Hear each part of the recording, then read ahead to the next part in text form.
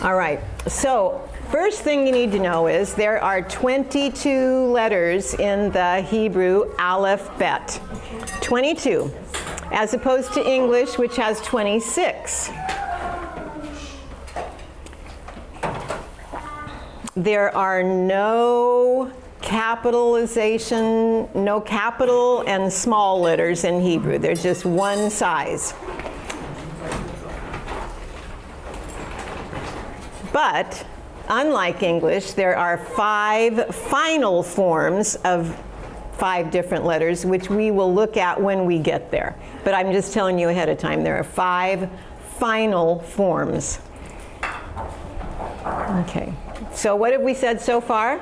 How many letters are in Hebrew? 22. How many final forms are there? 5.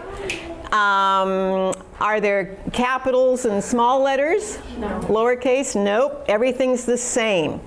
All right. All of these letters, if you draw a little square on your paper, I'm sorry I don't know how to use this board, but we're going to fix that. If you draw a square, all of these letters will fit within the square, okay? None of these are going to go above the square. None of them are going to go below the square. But we will come to letters that do. But the first 10 all fit within a square. Okay, does that make sense? No lines above, no lines below the square. All right. First 10? The first 10. Okay. Okay, now here's a very cool thing. When you're learning the Hebrew letters, you're also learning their numerical system. Because every single Hebrew letter is also a number. Okay, so that you don't have to learn 2 systems. So you start with number 1, which is Alef. Everybody say Alef. Alef. Alef. Beit is number 2. Beit. Say, what is this letter? Alef. Alef. Beit. Alef, Beit, Gimel, Dalet, hey! All right? Alef, Beit, Gimel, Dalet, hey! All right? Say it again. Alef, Gimel, Dalet, hey! All right? The first letter is Alef. And when you write it, you're going to start here. And you're going to write a slanted line, just slightly slanted, from top to bottom. Now, all Hebrew goes from right to left. That's why I'm starting on the right, okay? All Hebrew goes right to left. So you write that slanted line in your box, not going outside the box. Then you write a little curve. You don't need these fancy things. I need a whiteboard, which we will get. So then you write a little curve here and a little leg here. Just like that. And that is the letter? Alef. What's this? Beit. Gimel. Dalet. Hey! All right, so when you write the letter Alef, you're writing the letter that represents God the Father, or an ox. There are many, many meanings, but we're going to do just some simple ones to begin with, okay? All right, so what does the Alef stand for? The Father, or an ox, okay? Okay, there's lots of things we could say about it. Now we're going to come to Beit. Beit, you draw the line at the bottom, straight line, and notice it goes beyond the next part of the word, part of the letter. Okay, so draw a line and then come up to the top and draw the line that connects across and down, and leave a little part behind the second part. See, it has a part behind the second part. Very important part. Anyway, okay, so one of these beits has a dot, one doesn't. Here's why. Some people, when they tried to learn Hebrew, when it was brought back as a language into the world, couldn't pronounce b. Like we can't do the guttural sounds. We as Americans can't do that very well, where you sound like you're clearing your throat, right? Well, they couldn't do b. And so there's one without a dot in it that says v.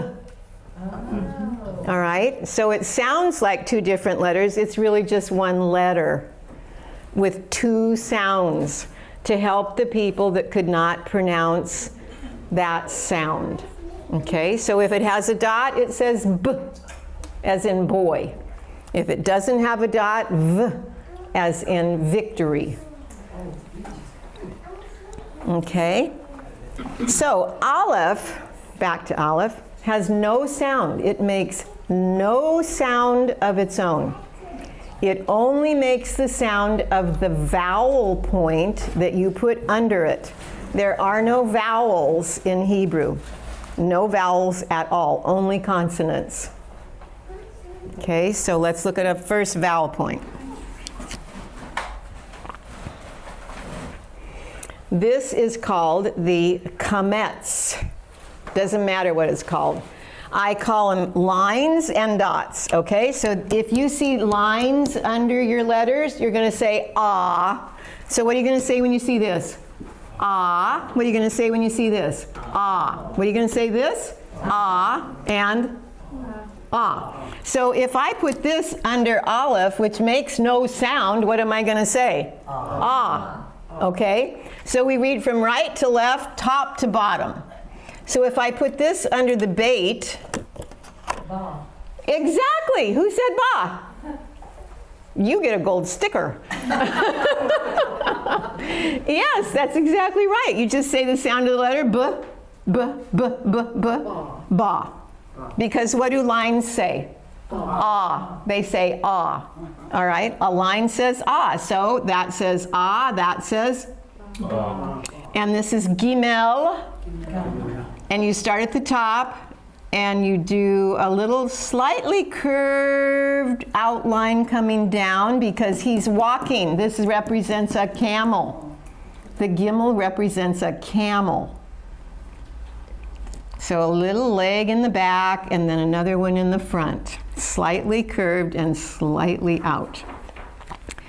And gimel is number 3.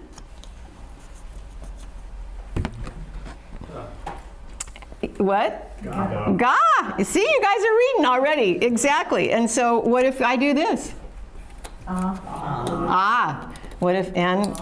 Okay. Now dots say A. Okay, dots say A. So simple. Dots say A. So what if I do this? A. Yes. What if I do this? They. Yes! Oh my gosh, you guys are so smart. Oh, no. It's not a bad word, but. All right, so this would be? Gay. Yes, so gimel is number 3. It represents a camel and it represents the Holy Spirit. What's Yes. the difference between one letter or one dot and 3 dots? Or 2 dots and 3 dots? It's very complicated. That's the next level. It has to do with whether it's in an open or closed syllable, whether it's next to a guttural letter or not. That's advanced. It's more advanced. But for now, all you need to know, what do dots say? A. What do lines say? Ah. Okay. So, A, ba, gay. What did beit mean? I don't think I told you. House. Pardon? House. House, yes, I did tell you. Okay, and it can also stand for son. And if you... S-U-N or S-O-N? S-O-N, as in bar. So beit can stand for house or son. So we have the Father, the Son, and the Holy Spirit, the first 3 letters of the Hebrew alphabet. Pretty amazing. Now you're going to read a word. Oh boy. And I don't have enough vowel points though. Okay, so ah. Okay, everybody write an Alef, a beit, and an Alef in line like you're writing a word. So it's going to look like this. Alef.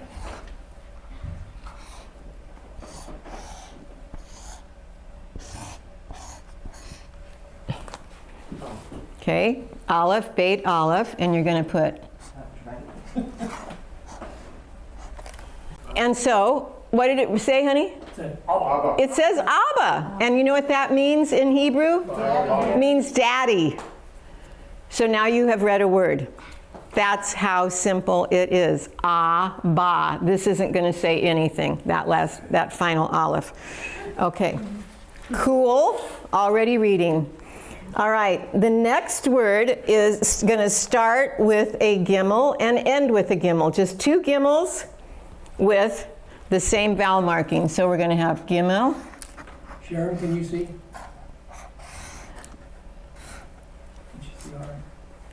Can't hear.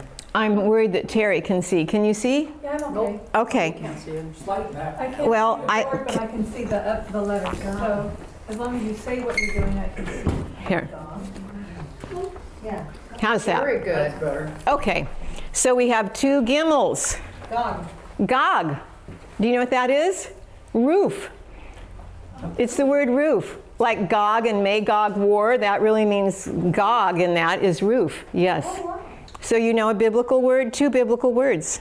Like the roof of a house? Is Yeah. What you're saying? Oh, It's the highest point. Okay. So you're reading already. And what are these first three letters? Say them. Now just say the sound. No. Just the sound of the letter, no vowel. So this is no sound. This is b, g. And as English speakers, we tend to put at the end of it, but just make it staccato. So it says b, b, b. Okay, and g with no at the end, because that adds a vowel sound. Okay, gosh, you guys are so smart. But I said they'd be short. Is that enough for one day? Yeah. All right. You're reading Hebrew.